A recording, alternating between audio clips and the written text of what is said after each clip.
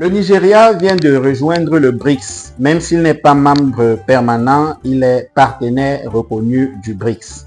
Le BRICS, c'est le groupe des pays qui ont décidé de se mettre ensemble pour concurrencer le G7 que vous connaissez, qui comprend l'Allemagne, le Canada, les États-Unis, la France, l'Italie, le Japon, les Royaumes-Unis et l'Union européenne en général.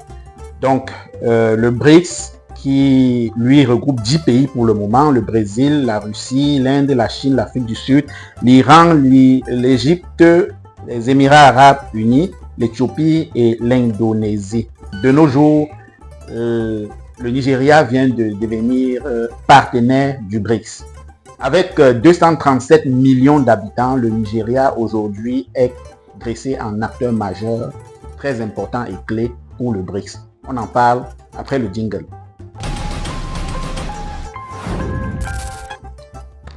Applaudissez pour le Nigeria, applaudissez pour le BRICS.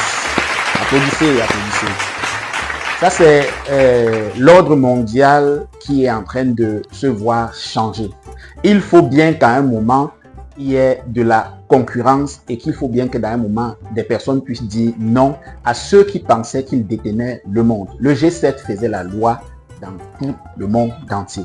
Rien ne pouvait se faire sans que le G7 décide, jusqu'à ce qu'ils aient décidé de mettre la Chine, qui était devenue une puissance, et la Russie, qui elle aussi était une puissance, à la marge. Ces deux pays se sont dit lésés, se sont sentis lésés. L'Afrique du Sud, étant un pays africain en pleine émergence, devenait également un pays majeur dans l'enjeu géopolitique mondial. L'Inde, l'Indonésie, l'Émirat arabes unis, c'est des pays qui ont une puissance financière et industrielle. Vous le savez, pour l'Inde, c'est l'une des plus grandes main-d'œuvre mondiales. Donc, ces gens se sont sentis lésés et ont décidé de créer leur propre ordre mondial.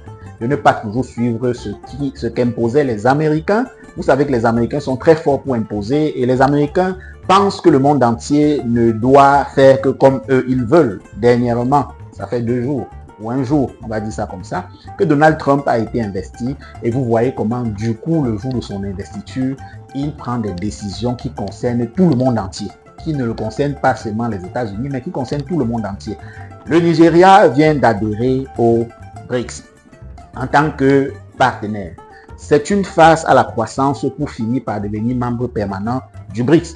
Parce que pour être membre permanent du BRICS, c'est un long processus. Beaucoup de paramètres vont être vérifiés. Vous allez être accueilli pour participer seulement. Vous n'avez rien à dire. À un moment, vous allez passer à une autre phase où vous pouvez déjà participer et dire, mais vous n'avez pas de pouvoir de décision, ainsi de suite, jusqu'à ce que vous deveniez membre plein du BRICS. C'est un processus très délicat, très sensible et très long.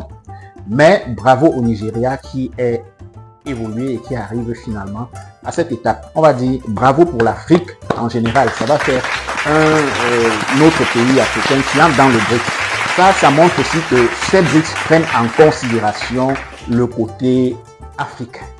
Or, on a cité les pays du G7.